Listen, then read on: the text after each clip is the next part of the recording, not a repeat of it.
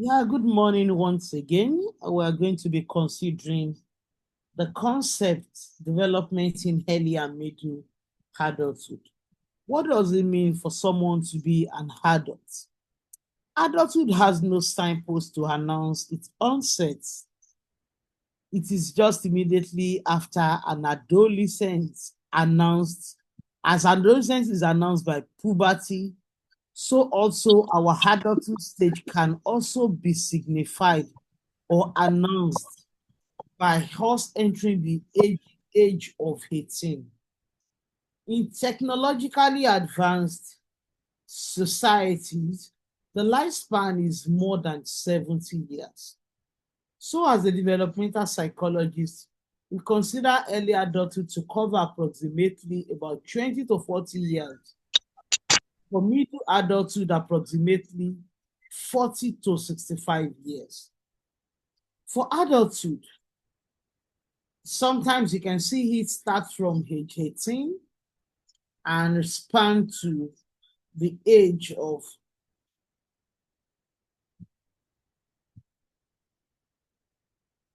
you can see it starts from age 18 and span to whatever age you want to extend it to. And in a country like Nigeria, adulthood begins at age 18. At age 18, you have the right to vote and to be voted for. Also in Nigeria, by the time you clock age 18, you can also be convicted for certain criminal or any other related offenses. In early adulthood, an individual is concerned with developing the ability to share their intimacy, seeking to form relationships, and finding intimate love. Many of us in our adulthood stage now, we are so preoccupied with relationship issues, finding intimacy, seeking different kinds of relationship, and sometimes finding love. Some of us at 18, at 19, at 20 are already looking for a life partner. It is just okay in that stage of development.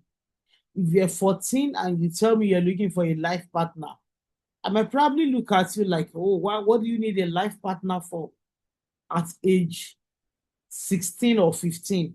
But at 18, at 20, you're good to go to start planning your long-term relationship. You can start thinking about marriage. You can start thinking about having children. A young adult is also mostly faced with career decisions. Some are already undergrads, but even as an undergraduate, you're still very uncertain with the future. At this stage, there is a popular concept that we call future career anxiety. Some already are anxious. They are worried about the kind of career they have settled for or the career they want to go into. A lot of people come to the university not with the plan of career development at the point of entering university. You might just come to university because, oh, it's normal in your community that you have to go to the university.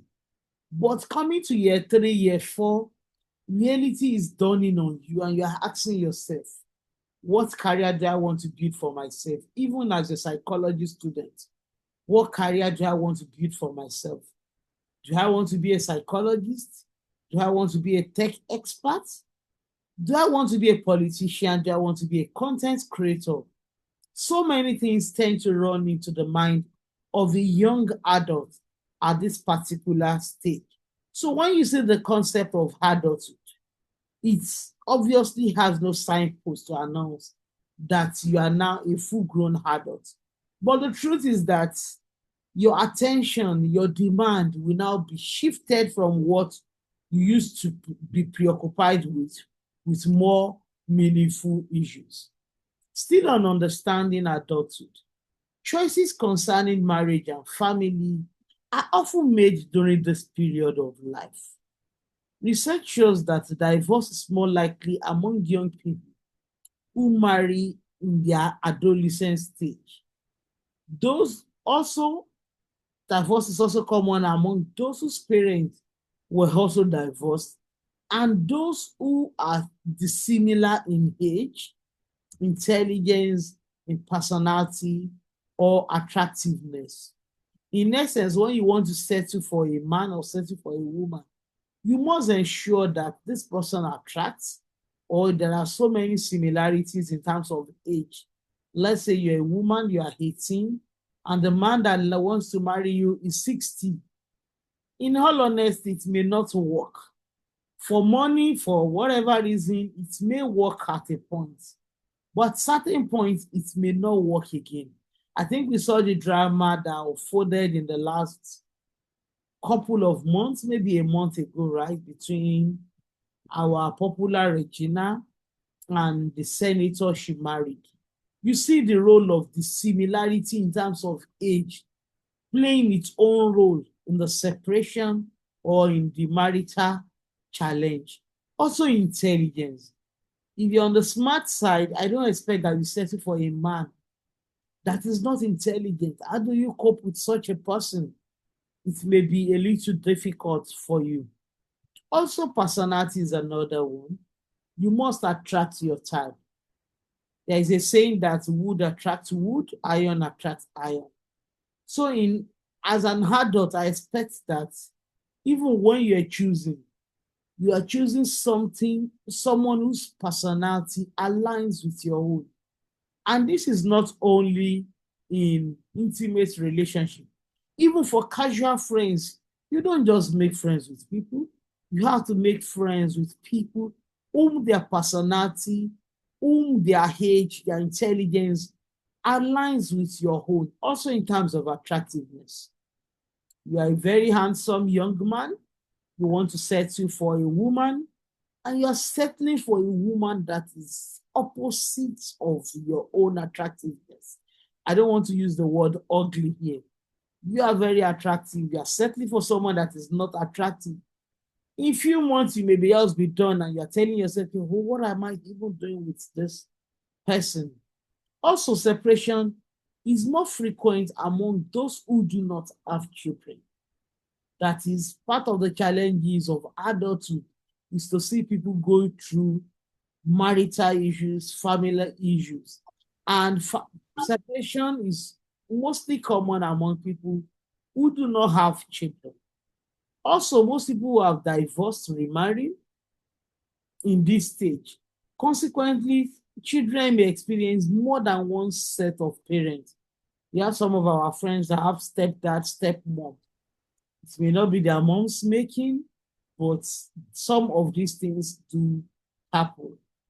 Still on understanding what adulthood is. People in their 20s and 30s are considered to be young adults. If you're in your early 20s, you are probably at the peak of your physiological development. Your body has completed its growth, though your brain is still developing. Like I mentioned that in maybe last class or 2 classes ago, that the brain will continue to develop up until the age of 25. So if you are 19, if you are 20, your body will still continue to experience some physiological changes, particularly in your brain. Also, physically, a young adult, we call this stage as the prime of your life. As your reproductive system, motor ability, strength, and lungs capacity are operating at their best. When I say young adult or an adulthood stage, is a stage where you have reached the prime of your life. Prime in terms of your reproductive system. In your 20s, you are fertile. You hardly will you see anybody that is looking for a child at 20. No.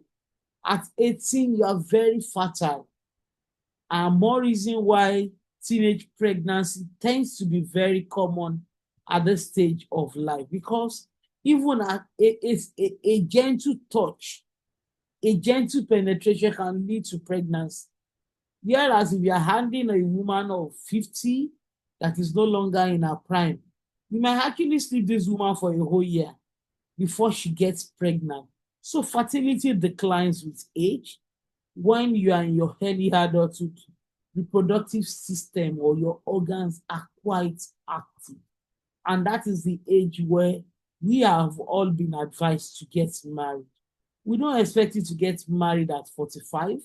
At 45, your reproductive cycle is already declining. But at 18, at 20, the fertility will still be very high for you. Also, your motor ability. If you look at many of the athletes that we have globally, the footballers, many of them are in this stage of development. And the reason being that this stage, all of us, the motor ability can still sustain us. Some of us can say, oh, I can walk, trek from here to Mushin under 30 minutes, under 1 hour. But many of our parents in their 60s, in their 70s, can't try this again because their motor ability does not support them. In terms of strength, physically, the strength of a young person, it cannot be underemphasized, especially when you are in this your prime. You have strength, you can be jumping up and down, you can be inspecting 2 rooms, you can be doing all sorts of things. Also, your lungs and other organs of your body will mostly work at their best because this is the prime of your life. Your kidney will still be functioning well, your heart, your lungs. You see all these organs functioning at optimal level. In fact, research shows that the habits we establish in our 20s are related to certain health conditions in middle age, particularly the risks of heart disease. What are healthy habits that young adults can establish now that will prove beneficial in later life? Many health habits include maintaining a lean body mass. That is, you are not too fat. When you are not too fat in this stage, you probably enjoy yourself in your later life. In your later life, we have people having issues with arthritis, bone mass later in life. So it's not about that stage, it's about your lifestyle now, determining what you will use your life to do later. Moderate alcohol intake. I'm of the view that you can actually take alcohol, but at moderate level. So what determines moderate? Who dictates what moderate is? Who defines moderate? Maybe a little cumbersome. But if you have to take alcohol at all, you have to ensure that you take alcohol minimally. Also, a smoke-free lifestyle is also very healthy for a young person. When you do your life, when you grow without being a smoker, it will help you when you grow older. Also, a healthy diet. What is healthy diet? This may be quite subjective to some of us, but we know that one diet may actually be healthier than the other. I've seen a lot of Gen Zs now on sugar. Some of them will take as many as 2-3 carbonated drinks, the likes of Pepsi, of Coke, every day. And you hear stuff like, oh, I don't drink water. It doesn't taste well. You see people telling you that they take about 3-4 bottles of Pepsi a day. Fine, your body may support it now. But as you grow older, your body will reject it and it may turn to become a big medical issue for you. Also, regular physical activity is also important at this stage of development. When experts were asked to name one thing they would recommend young people to do to facilitate good health, their specific responses including weighing self-often, learning to cook, reducing sugar intake, developing an active lifestyle, eating vegetables, practicing portion control, establishing an exercise routine, and finding a job you love. If you look at these concepts, you will know that one thing all of us need to facilitate good health is to ensure that We have a good weight. Let's not be obese. Let's learn to cook. Let's reduce our sugar intake. Let's develop an active lifestyle, eating vegetables, practicing portion control, establishing an exercise routine, and finding a job you love. Understanding adulthood. Female reach their adult height by 18, except for some males who continue to grow even in their early 20s. But most have reached their adult height by the age of 21. However, muscles continue to gain mass, especially among males, and both genders continue to add body fat. Average weight gain for both women and men is about 15 pounds. Let's talk about the cognitive changes. Debate among developmentalists center on whether or not to assign a formal cognitive stage to early adulthood. Early life stages result in dramatic and critical changes, whereas in early adulthood, essential brain growth already has taken place, and individuals are now applying and using their knowledge and their analytical capacities. However, many researchers point to continued changes, such as those taking place in the frontal lobes of the cerebral cortex of the brain, which are areas where judgment, planning, speaking, and moving muscles are localized. Brain growth in this area only reaches final development in the early 20s.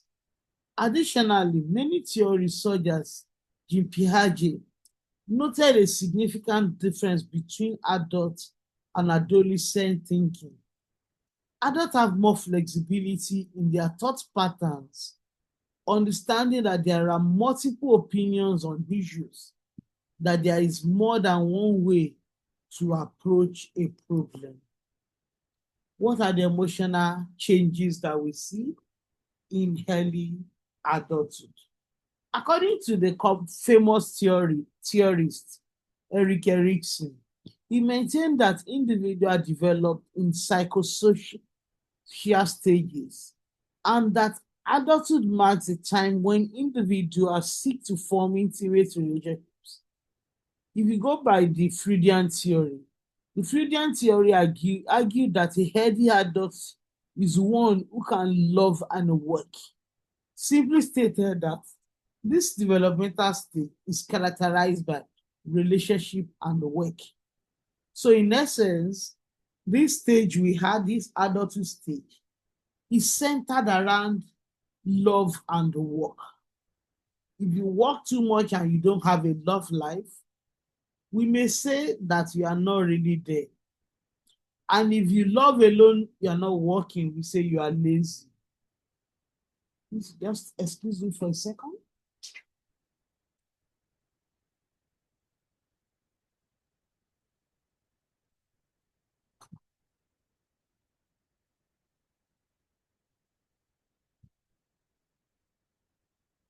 I'm back. So intimacy can be actualized through close friendships, romantic partnership relationships, starting a family, or all these three put together. Erickson further argued that a firm sense of identity gained in earlier developmental stages will be integral to entering intimate relationship. If you look at the previous four stages of this theory, we have the trust versus mistrust. If from the foundation you have grown so well to trust people, having a serious relationship will not be difficult for you. Just drop an emoji to be sure that I'm not alone, that you're still hearing me. Studies repeatedly find, okay, thank you. Studies repeatedly find that those lacking a strong sense of identity have less satisfactory relationships, and they tend to be more emotionally isolated, lonely, and depressed. Depression is a major concern for individuals in their 20s to mid-30s. Most people diagnosed with major depression receive a diagnosis in this life stage. Depression is linked to violence, to suicide, especially suicide and eating disorder. Some of us are wondering why, how. We said adulthood life is characterized by love and work. So if you are now an adult, you are missing out on these two, love and work. It may be a pointer to reason why someone will have depression, because the way we are wired, we need one another to function. We need that romantic relationship. We need that friendship to continue to push on. We really need to start our home family. And when you look at all of this, if they are missing in one person's life, there may be a reason or factor for sliding into depression. Some people in their, let's say they are 30, they are already married, they have money, they may not really think of suicide because all the basic things needed for that age, they have actualized it. So adulthood is also a healthy period, but also a risky time.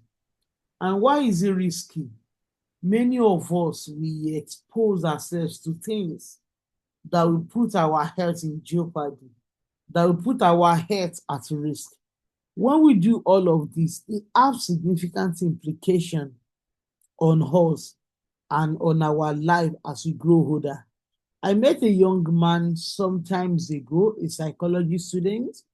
So during my interaction with this young man, he said it categorically. He said his dad has been killed. So sometimes I try to follow up with messages and chat.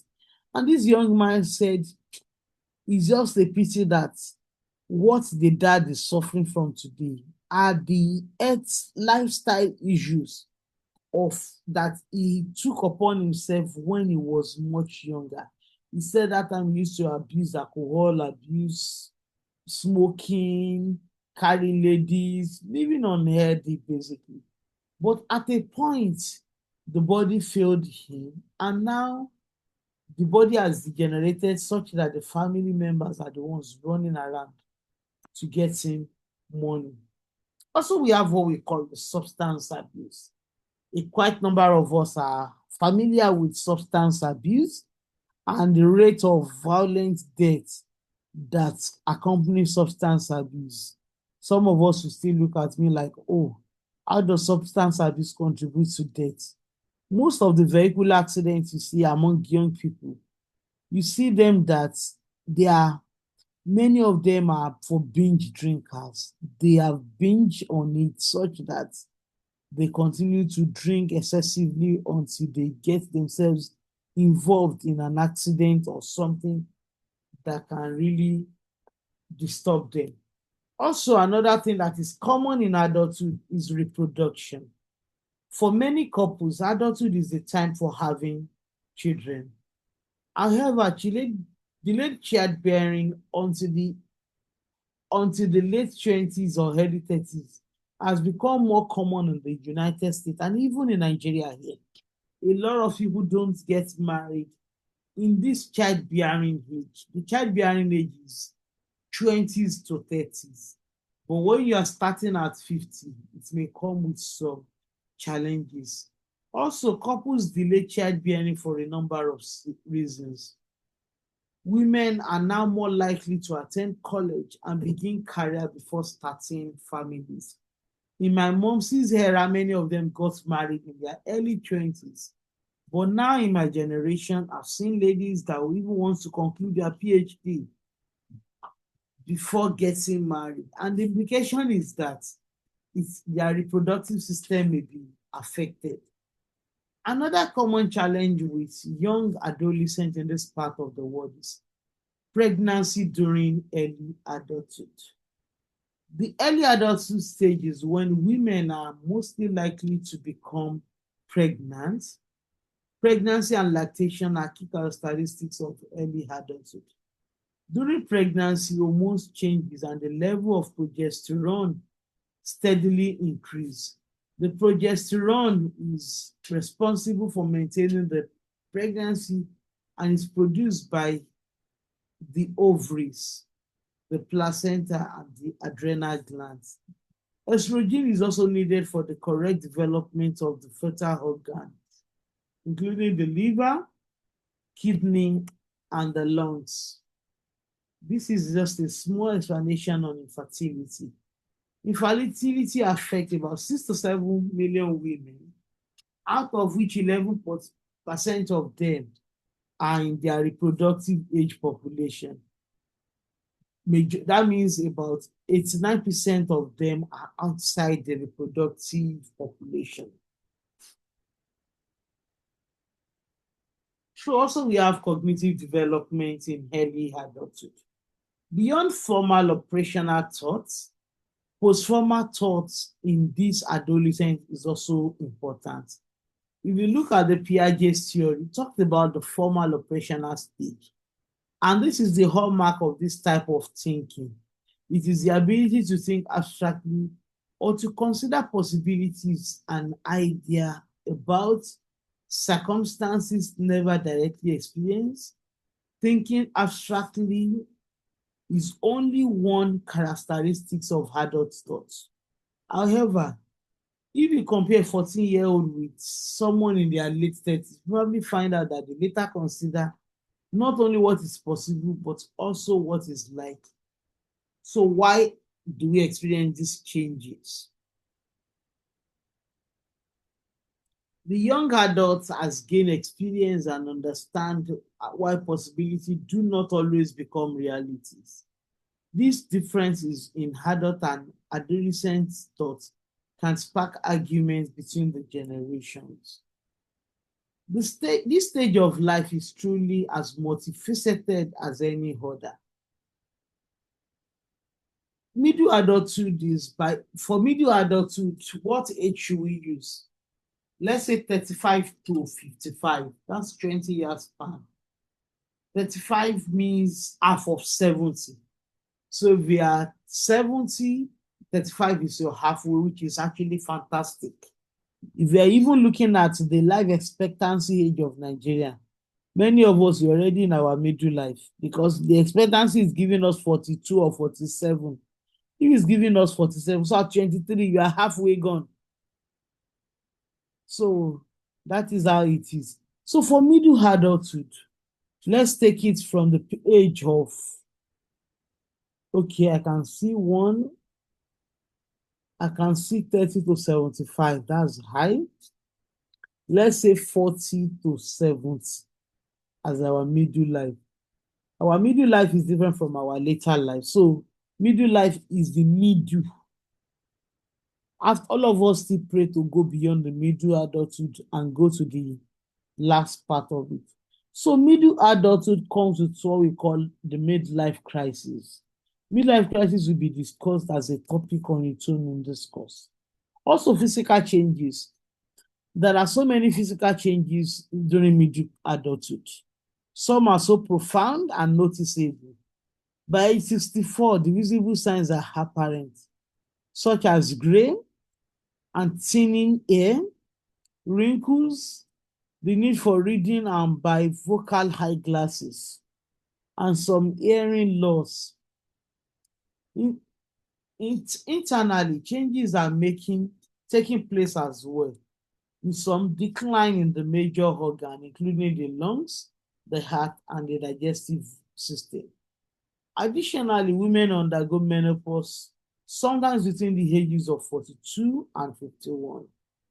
Developmentalists call these forms of aging primary aging, meaning that changes are inevitable and happen to everyone regardless of race, ethnicity, culture, and socioeconomic class. Also, we have secondary aging. This is the result of unhealthy behavior such as smoking, drug use, unhealthy eating, alcohol abuse, obesity, and lack of exercise. Death rate for this age group is quite large, such that several people are having secondary aging now. Also, the skin wrinkles, the skin continues to dry out and is prone to more wrinkling, particularly on the sensitive surface area. Wrinkles or increases in the skin and they are normal part of aging. Skin can also make the face appear flabby and drooping. Although wrinkles are a natural part of aging and genetics play a role, frequent sun exposure and smoking can actually cause wrinkles to sunlight. Blood vessels become more apparent as the skin continues to dry and get thinner. Also, our lungs serve two functions. The first one is that it supply oxygen and remove carbon dioxide. Thinning of the lungs with age can change the shape of the rib cage and result in a loss of lungs expansion. Age-related changes in muscles, such as reawakening, such as the weakening of the diaphragm, can also reduce lung capacity. Both of these changes will lower oxygen level in the blood and increase the level of carbon dioxide. Experiencing shortness of breath and feeling tired can result in all of this. In middle adults, these changes and their effects are often minimal, especially in people who are non-smokers and physically active. However, in those with related disorders who are smokers, the effect of these normal age changes can be more profound. Also, we have sensory changes. In terms of vision, in particular, a normal change of the eye due to age is called presbyphobia. Yes,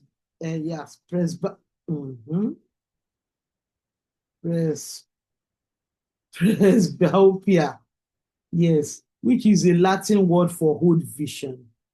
It refers to a loss of elasticity in the lens of the eye that makes it harder for the eye to focus on objects that are closer to the person. You see that many of our parents are already using glasses. They have hard time reading small prints. They have to hold written materials farther than arm's distance, problems seeing objects that are close, headaches, then straining of the eyes. Also for cognitive changes, although younger generations score higher on IQ tests than older generation, that doesn't mean that the intellectual abilities of the adult has diminished. To the contrary, middle adulthood is a time when many people have acquainted to a particular vocational expertise that makes them uniquely more qualified and capable than younger adults. This means that many of us in our middle life are at the height of our careers, which means increased job opportunities. Career pressures combined with these changes taking place in their lives requires the ability to adequately juggle personal and professional responsibility. Emotional change.